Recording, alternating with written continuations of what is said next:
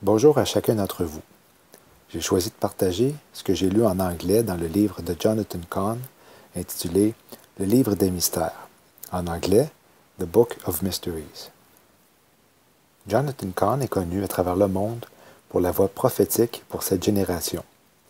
Dans ce livre, il nous fait découvrir les mystères et trésors de Dieu contenus dans la Bible, cette lettre d'amour de notre Dieu à nous, sa création. Il s'agit d'une traduction de l'anglais au français du livre et non de mon interprétation. L'auteur a choisi de nous transporter dans une aventure à travers le désert afin de rencontrer un homme connu comme étant le professeur. Le livre est écrit sous forme de dialogue entre le professeur et Jonathan Cahn. Le professeur lui dévoile 365 mystères des âges. Un pour chaque journée de l'année passée avec lui. J'en ai sélectionné quelques-uns qui, je l'espère, seront, comme ils l'ont été pour moi, une bénédiction pour vous aussi. Voici le Roak.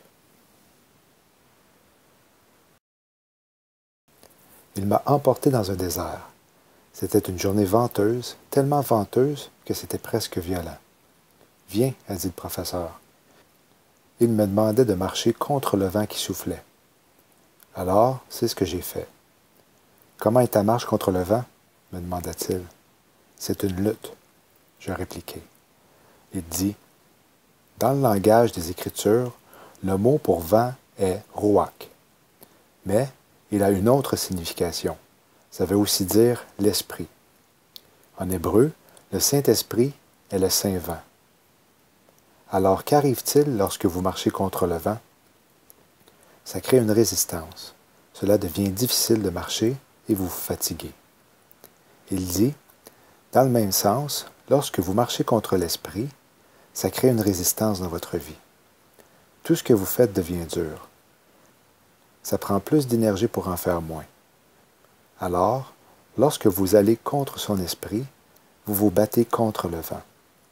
Et vous ne pouvez pas marcher contre la direction du vent sans vous lasser et vous épuiser. Et quelle est la direction du vent et du Saint-Esprit? L'Esprit est le Saint-Esprit. Par conséquent, il souffle dans la direction de ce qui est saint, et il souffle contre la direction de ce qui est profane. Maintenant, essaie quelque chose de différent. Fais demi-tour et fais marche arrière de la même façon que tu es venu. C'est ce que j'ai fait. J'ai marché, cette fois, dans la même direction que le vent. Et comment ça s'est passé? Me demanda-t-il. C'était beaucoup plus facile, j'ai dit. Il me dit, c'est parce qu'il n'y avait pas de résistance. Tu marchais dans la direction du vent. Et le vent t'aidait à marcher. Il te faisait avancer. Il faisait en sorte que ta marche était plus facile. Ainsi, lorsque tu marches contre le vent, cela crée une résistance. Mais si tu te retournes, c'est là que le vent te donne de l'énergie. De même avec l'esprit. Si tu te retournes, si tu changes de route, si tu te repens, si tu marches dans l'esprit, c'est alors que la résistance va disparaître. C'est à ce moment-là que l'esprit va te donner la force d'aller de l'avant. Ensuite, tout ce que tu fais et tout ce que tu dois faire va devenir plus facile. Pour ceux ou celles qui marchent par l'esprit est dans leur dos. Jean 3,8. Le vent souffle où il veut. Tu en entends le bruit, mais tu ne sais ni d'où il vient, ni où il va. Galates 5, 16 et 17. Voici donc ce que je dis. Marchez par l'esprit, et vous n'accomplirez pas les désirs de votre nature propre.